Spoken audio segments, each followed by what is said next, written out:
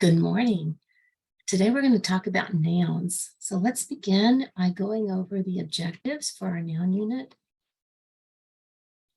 So the first thing you need to know is you need to be able to match the vocabulary words to the correct definition. So over here, it tells you to get your 3x5 index cards. So in order to meet this objective, you want to get your 3x5 index cards and then come down here and copy this table. So you're going to put a noun on one side and then a person, place, thing, or idea on the back of the card.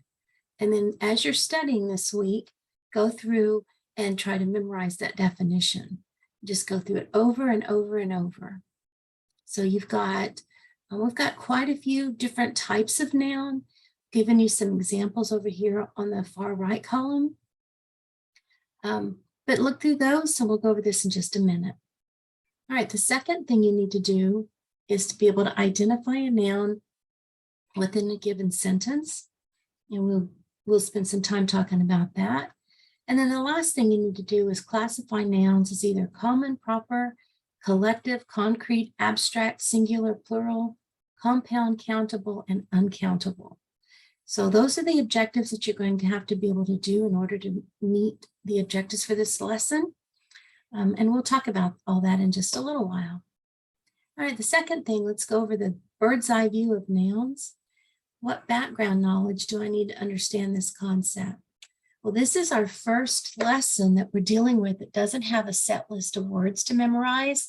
Like prepositions, I showed you the list, and you had to identify the words from a list. Same with pronouns and conjunctions, and that's why we did those first. Well, with a noun, you're going to have to ask yourself some questions when you come to a word. Is it a person? Is it a place? Is it a thing? Or is it an idea? And once you figure that out, then you know what a noun is. And we need to be able to know what nouns are, because in our next book, we're going to talk about subjects, direct objects, indirect objects, predicate nominatives, and objects of prepositions and infinitives. Well, all of these things are nouns. So that's why you have to be able to identify a noun. Okay, so let's go over the vocabulary part. So a noun is a person, place, thing, or idea.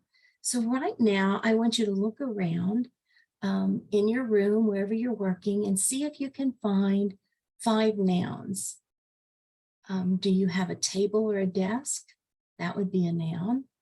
Do you have a pen or a pencil? That would be a noun. That's a thing. Is there another person in the room? Maybe a brother or a sister or a mother? Those are considered nouns. Maybe you are sitting on a chair. A chair is a noun. It is a thing. Maybe you are in a city or in a town. Whatever town or city you're in, that would be a noun. So those are, nouns are very, very common, and they're everywhere. Let's look at a common noun. A common noun is a person, just any person, place, thing, or idea. Like a firefighter, the place would be the zoo, the city, the theater, the store. A thing could be a car, a tree, a dog. An idea, those are more abstract. Things like love, freedom, hope, peace.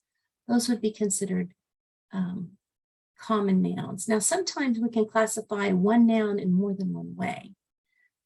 And we'll talk about that later. Okay, let's look at the next type of noun, a proper noun.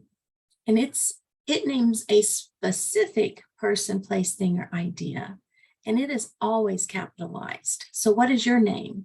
Your name is always capitalized because you are a specific person created for a specific purpose. All right, what city are you in? That is a proper noun, even if it's a teeny tiny town. I live in a small town called Tuttle that we always capitalize it because it's just the name of a town. Right? What is a specific thing? I put on this a Buick Envision. That is a specific type of car. So that's the difference. A common noun are just any general things. Proper nouns are specific things, and they are always capitalized. Make sure you learn that. Okay, a collective noun names it names a group. For a collective noun, you might be in a class. You might be on a team. Those are considered collective nouns. Places would be a range of mountains or a metropolis. I often have flocks of turkeys out in my yard. Sometimes we have up to 30 turkeys. So those would be a flock. Another type of a collective noun, I don't know if you know this, but we have a lot of crows. And do you know what a group of crows are called? They're called a murder of crows. We also have some steers out in the pen, and I don't know that we can consider them a herd, but if you have a group of cattle, they're considered a herd. So those are what collective nouns are. They name a group. All right, let's go to the next one. A concrete noun doesn't mean it's made out of concrete. It just means it's something that you can actually touch or taste or smell or see. So a concrete noun would be an apple. It would be the table. You can actually touch it. And see, it's also the same as a common noun sometimes. Or it can also be a proper noun. It's just a different way to classify it. So it's just something that you can experience with one of your senses, with one of the 5 senses. However, an abstract noun is kind of opposite because it's not something that you can experience. You can't really touch hope or fear. It's a real thing, but you can't touch those. They're more emotions or feelings.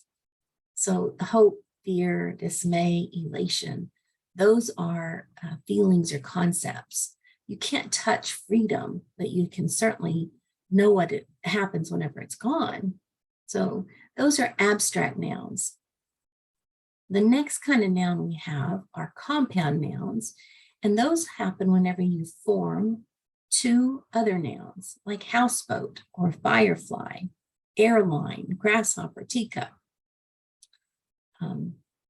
Just another way to form, that's all. Now, another kind, and people who are learning English like this a lot because it's, I'm talking learning English like they don't speak English already. So a countable noun is a noun with both a singular and a plural, and you use the adjective, or that we call them an article. There's 3, a, n, and the, but you use the word a or an before the nouns, such as many, several, and much. So a horse, you add an s, and that makes the horses. You add an s to car, it becomes cards. So these are what we call countable nouns, where you can add an s and you can make them plural. As opposed to an uncountable noun, it doesn't have a plural form. So like we say, you don't say waters. You know, I have several waters in my cup. No, you just have water in your cup. So that is considered an uncountable noun. You don't say spaghettis, even though you eat more than 1 piece of spaghetti when you have dinner. We call that an uncountable noun. All right, so that is an overview of all of the nouns. So today we're going to see if we can identify some nouns. So exercise 1, it says identify the nouns in the sentences below, and then the number in parentheses tells how many nouns are in each sentence. So let's look at number 1. Bob went to the store. Now what you're looking for are person, place, thing, or idea. So the first one, Bob, is a person. Bob comes up a lot in our sentences, doesn't he? All right. And now, is went a person? No. Is it a place? No. Is it a thing? No, it's an action. It's an action, so we don't consider went, and we'll learn that next week. Went is not a noun. All right, and then we already know that to is a preposition. And so the word store has to be either a noun or a pronoun. So we have the word store as the object of a preposition. So Bob is a proper noun, and he's a concrete noun. You could actually touch him if he were in the room. Okay, a store is a common noun.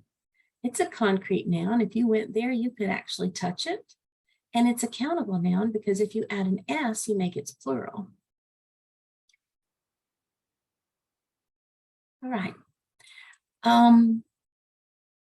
So I will come back with you in just a minute and give you another lesson. This is getting long. See you in just a minute.